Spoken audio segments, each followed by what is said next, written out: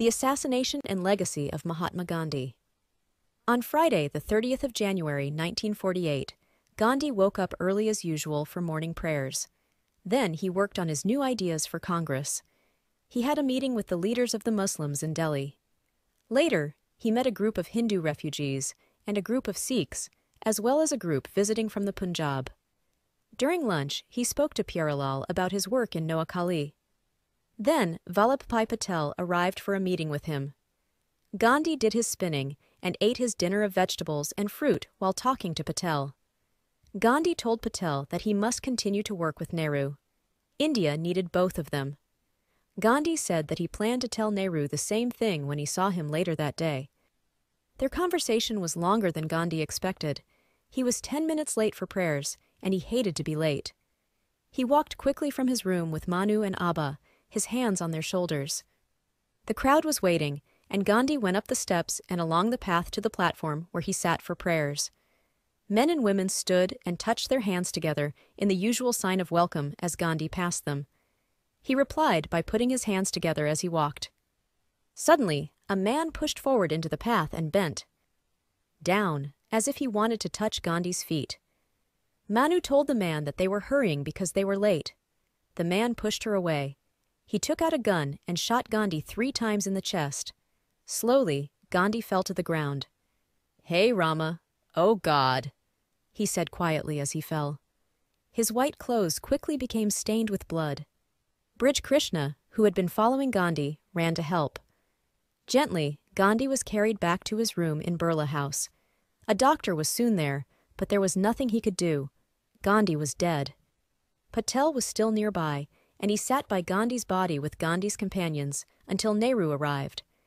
Nehru knelt by Gandhi's body and cried. Devadas, Gandhi's youngest son, soon arrived, followed by Azad and other leaders. Patel told Nehru about Gandhi's last message to them both. Their arguments were over. They would work together until Patel died in 1950. The two men went together to speak to India on the radio. Nehru spoke in Hindi and then in English. "The light has gone out of our lives, and there is darkness everywhere. I do not know what to tell you or how to say it. Our dear leader, Bapu as we called him, the father of the nation, is no more." All over India and Pakistan, people heard the terrible news of Gandhi's death, and they were filled with sadness.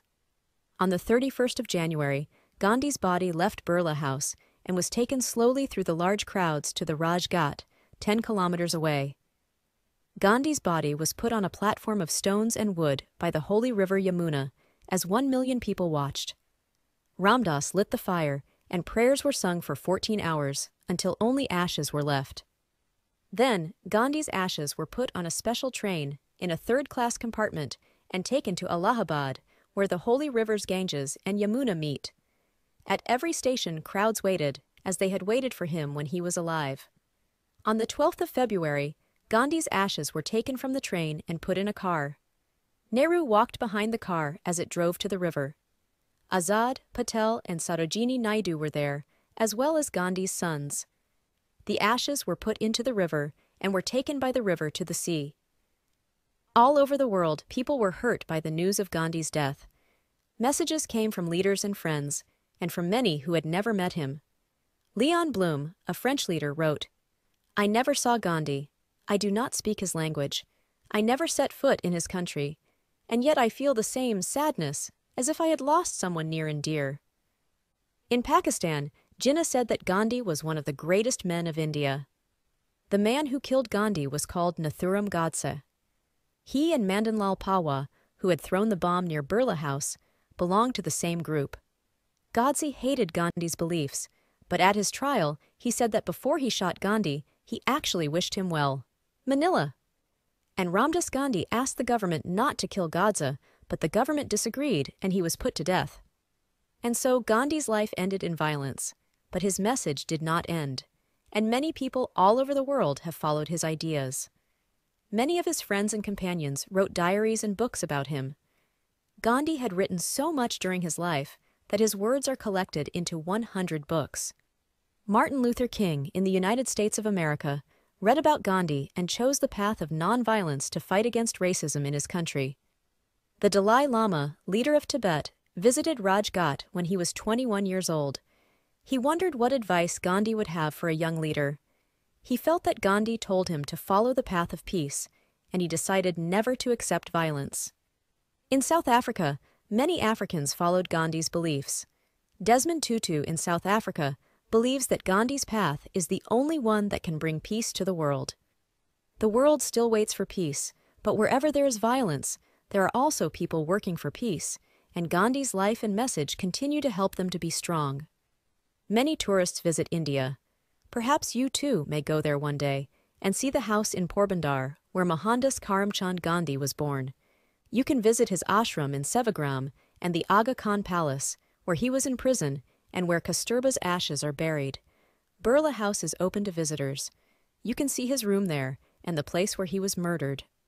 All his life, Gandhi tried to be honest and brave. He followed his beliefs as truly as he could, although that often made life difficult for him. He believed that violence was usually unsuccessful and did not allow people to change. He knew he made mistakes, but he always tried to learn from them. When he fasted, he wanted to show God that he was hurt by something and that he was sorry. He was also trying to persuade people to change their lives. At times, Gandhi had doubts and was filled with desperate sadness when he saw what was happening around him, but he kept his deep faith in God and his love for all people.